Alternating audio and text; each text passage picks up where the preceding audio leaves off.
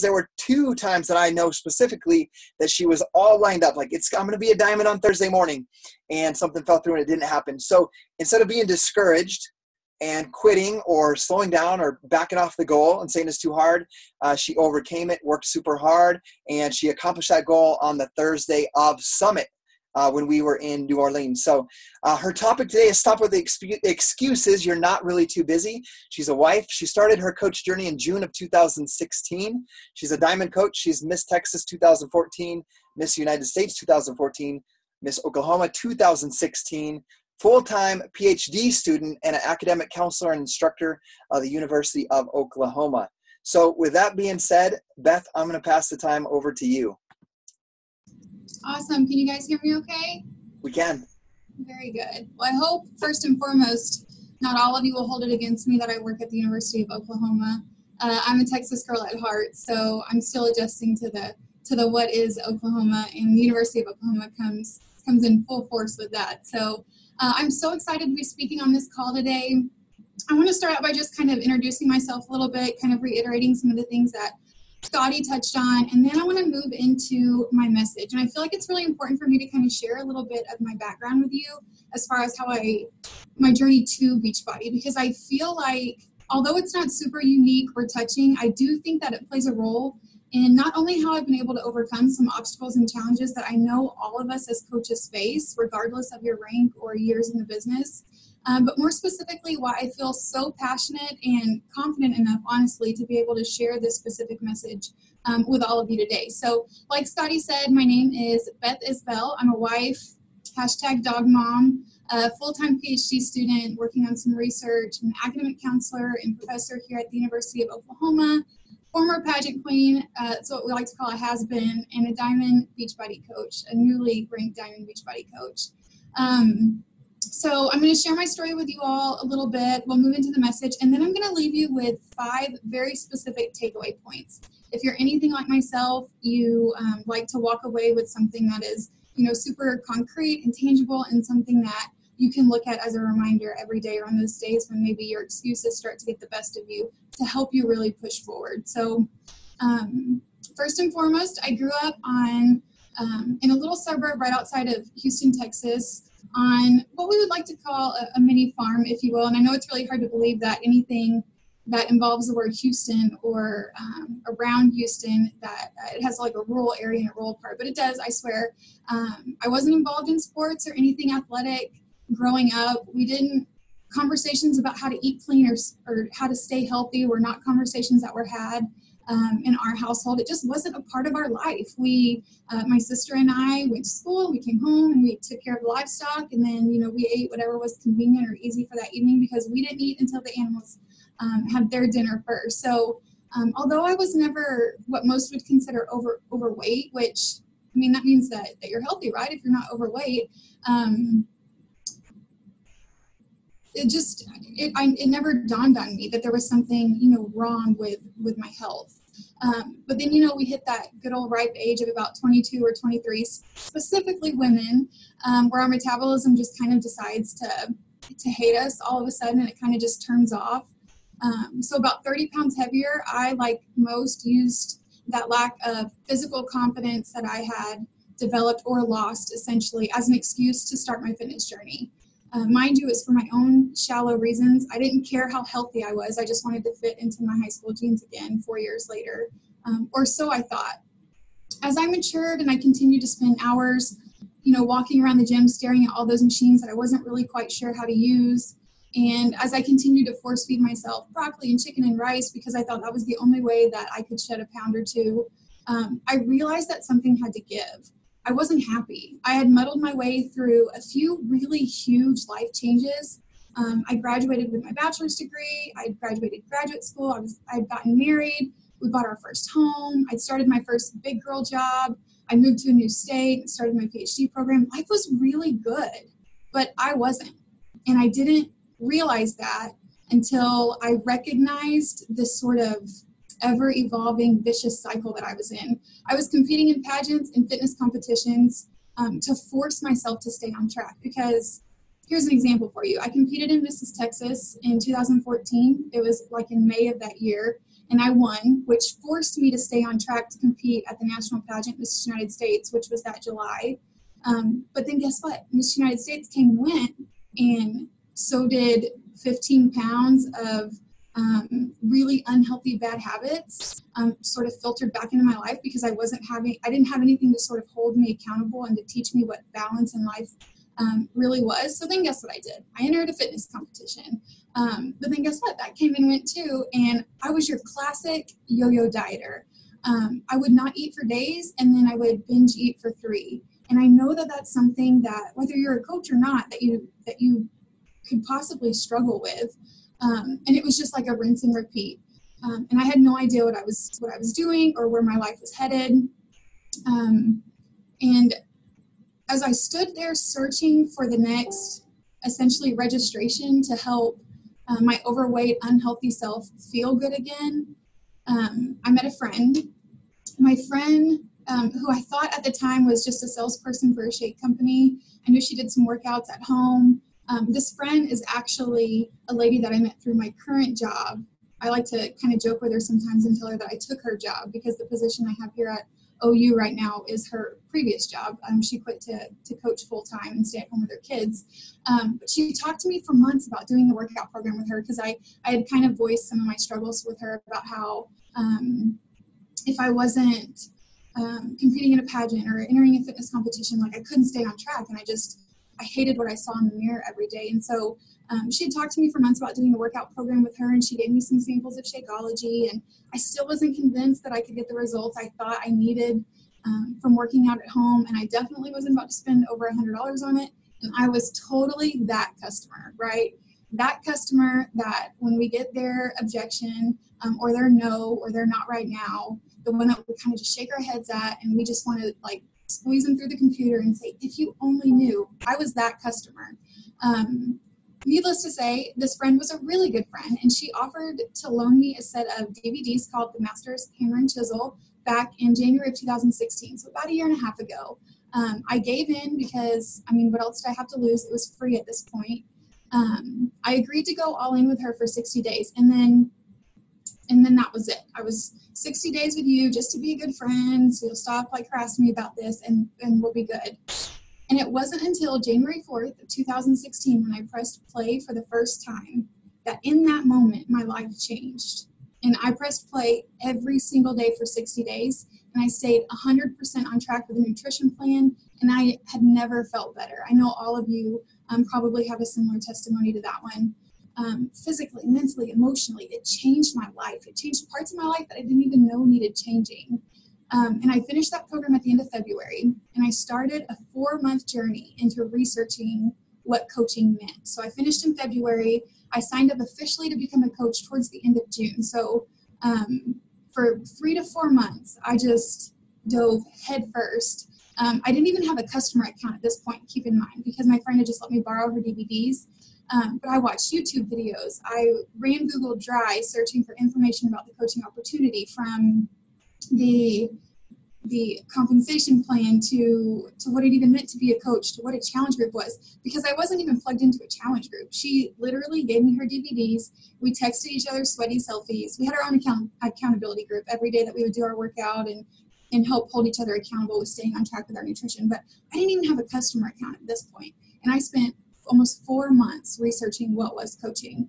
And I oftentimes look back on that journey now and I kind of laugh a little, because I feel like that's really sort of the PhD student in me and the researcher in me is, making sure that you know all the details, even though, I'm sure some of you who have been coaching for years can attest to the fact that we never really know it all, and that things are constantly, evolving and changing. But when I felt like I got all the answers I needed, I jumped in head first with a coach account. And that was June, like I said, towards the end of June of 2016, almost a year ago to date, a little over a year. I ran challenge groups. I hit Success Club 12 in my first month. I hit Success Club 24 in that August Team Cup Challenge. I was a success starter. I earned a free ticket to Summit this year. And in my first 2 months, I signed 14 coaches. But then September, October, November, and December rolled around. And although I was making Success Club 5 a priority, and I'm putting priority in air quotes because that's what I thought it was at the time, I was so focused on hitting Success Club All-Star. So although I stayed on track with hitting Success Club 5 every month, and although I considered myself a business builder, my business was not a business. It was an afterthought before I went to bed in the evenings, and it was a scramble to change 3 lives on the 30th of every month.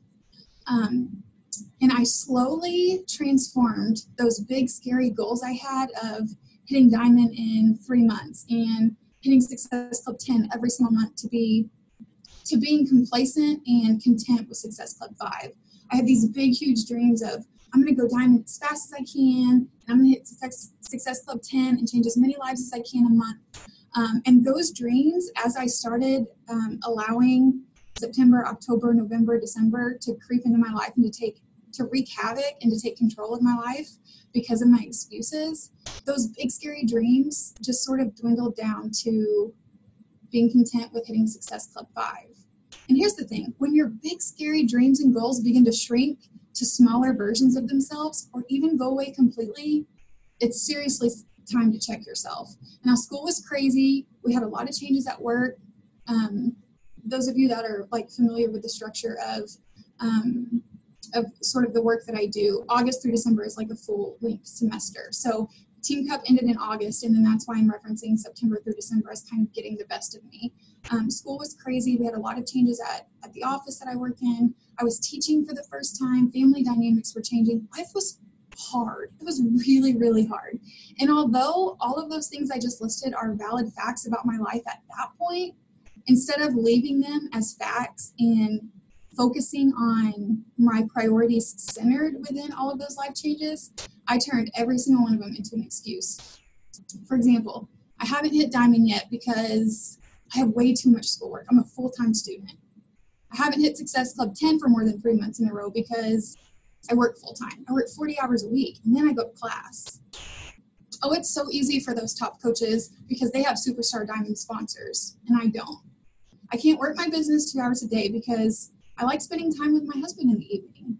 Excuse after excuse after excuse. And all excuses are fabricated reasons that I have to defend my behavior, neglect taking action, and to negate my responsibility as a coach. Y'all, my excuses had excuses. Like, it doesn't get any worse than that. And that's the point I had gotten to. By this point, remember a couple minutes ago, I mentioned that I had signed 14 coaches within my first 2 months. Guess how many of them had left? I had left 2. I had 2 left. And one of those was a spouse account. So technically I had 1, and it was just for a discount on Shakeology. I had lost 12 coaches from July to December. 10 of the 12 were signed up as business builders. They were ready to work this business. But I didn't uphold my end of the responsibility of being a good leader and providing them with the necessary resources to do just that. I had sort of a 4-week break between that fall semester, which would have been December, and the spring semester, which was January. And I told myself, since I'm not in classes right now and work's a little slow because there's no students on campus, I'm going to focus on my Beachbody business. I created a website. I started blogging. I was creating content for my team.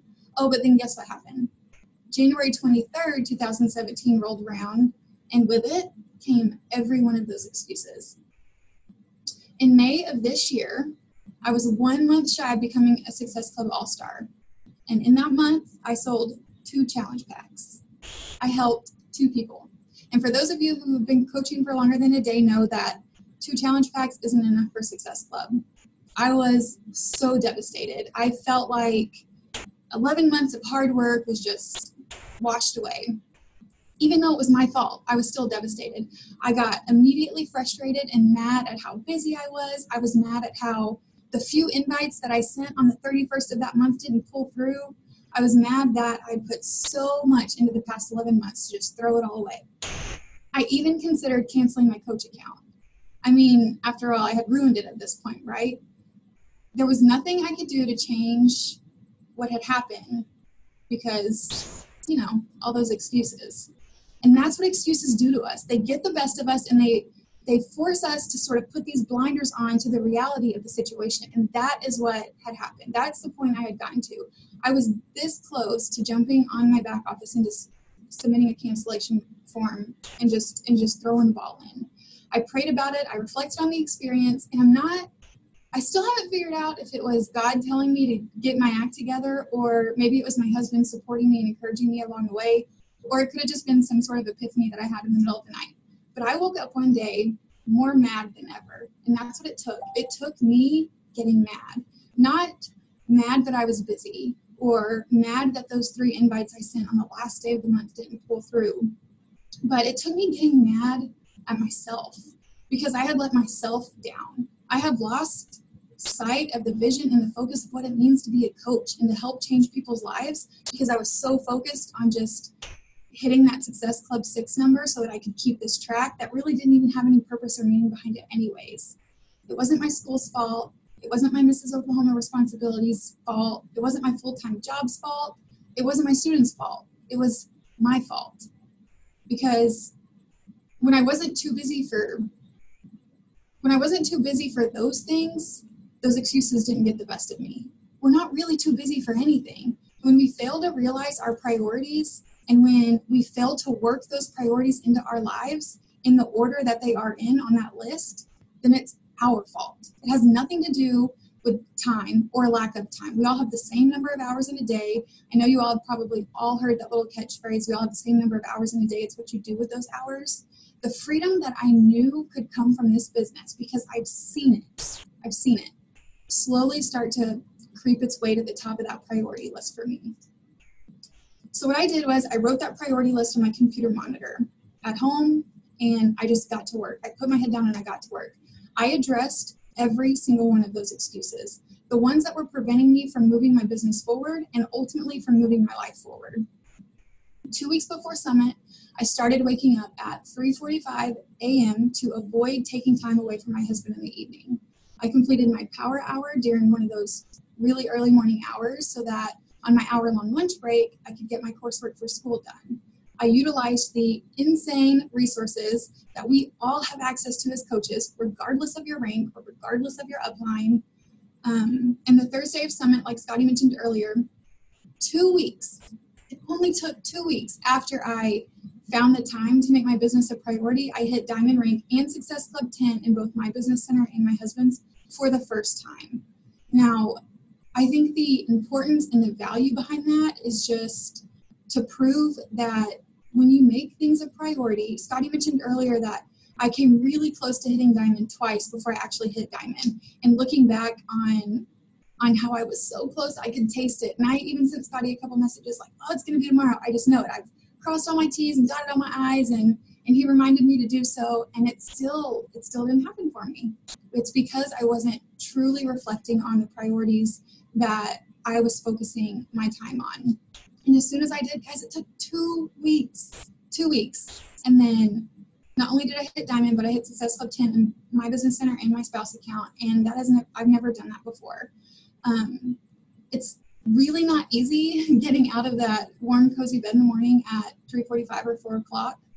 I don't wake up with rainbows and gummy bears shooting out of my ears, or excited to sit in a really uncomfortable desk chair for 2 hours just to drive to work, my full-time job, and sit in another uncomfortable desk chair for 8 hours. But what's worth it is this experience and this opportunity that we have. It's worth it because I know I can do this business. Belief has never been an issue for me. I've always known that I could do this. The powerful thing was when I combined that belief with eliminating my excuses and making my business a priority. That's when it all changed. So here's 5 things that I want you to do today to eliminate all of the excuses that are keeping you from moving your business forward, moving your life forward.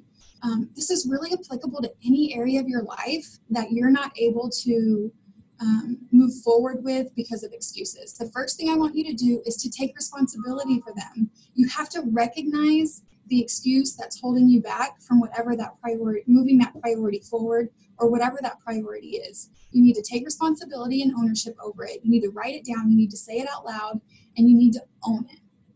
The second thing I want you to do is to focus on what really matters. I think this really comes into play when we're reflecting on what our priorities are. Sometimes if we just make a big long list of things in our life that is important, we can kind of group those things together to sort of center and focus around one main priority. And then you can start shifting those priorities around to determine where you want to spend your time, effort, and energy. But you have to focus on what really matters. And you have to sort of keep those blinders on to short-term distractions and focus on what's going to matter in the long run. The third thing I want you to do is consider life a training ground. And I know you've heard this before because you're a Beachbody coach. We have to fail forward.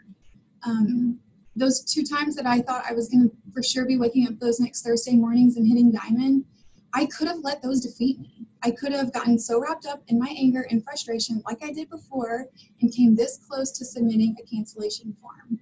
You have to learn from those mistakes, and you have to, it's a trial and error process. You try to run your challenge group this way and you get less engagement, so you try it this way, or you tried your onboarding process this way and that didn't work, so you try it this way. It's what this business is. You have to figure out what works for you, use the resources that you're given, tailor them to fit you and your style, and move forward with it. And if it doesn't work, then so what? So what? Use what you've learned from that specific experience, situation, and move forward. The fourth thing I want you to do is remember your long-term goal. I touched on this briefly just a minute ago. Focus what matters long-term, because the short-term hiccups and challenges and struggles and obstacles are going to be everything that gets in your way to try to stop you and defeat you. And that's the fifth thing, is to expect challenges. Guys, there's going to be hard moments.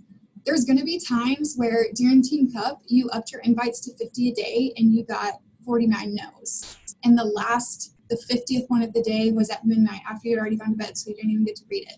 Like, that's a hard day. And those days are going to happen. But like point number 3, if we don't consider life in this business as a training ground to fail forward, we're not going to learn from those moments in order to improve ourselves and improve our business. So just to recap on those really quick, take responsibility, vocalize those excuses out loud, write them down, look at them every single day. Focus on what really matters, consider life as a training ground, remember your long-term goal, and expect challenges along the way. When we expect those challenges, we're better able to overcome them more effortlessly. It's not going to be easy, and it's not always going to be pretty, but I can promise you, with perseverance, commitment, dedication, and discipline, you can do it. So putting an end to all of these excuses, essentially, for me, was just about building self-discipline. Once I figured out my priorities and I had already fostered that belief within myself that I could do this business, it was just a matter of putting all of those excuses to use. And I sort of used it as a competition with myself. I was so busy that, being a student and working full time and working this business and then my pageantry work, and like, there's just no way I can do all of it. I used that to sort of be in competition with myself. Like, watch me do all of that. I'm going to get a 4.0 this semester. I'm going to do great things at work. I'm going to grow my business. Like, I can do all of this. And once I started pushing those excuses to the side and addressing them one by one, it totally turned around for me. Your life will be better because of it. Your business will be better because of it. And ultimately, you will be better because of it. The time is right now. You can do this business just like I can do this business, and just like Scotty can do this business. You just have to combine that belief within yourself with discipline and tackling those excuses head on, because I'm proof that 13 months of utilizing those excuses to not in a proactive way and not in a positive way can get you this close to losing something and to losing your grip on something that could totally change your life in the future. So I want to encourage you to just reflect on those 5 things. Think about the excuses that are maybe holding you hostage and captive from really accomplishing all of the goals that you've set for yourself, and even goals that you don't have set for yourself yet. But to really recognize them and to meet them head on and to tackle them, because you never know where you'll be in 13 months from now. So that's pretty much all I got. That was absolutely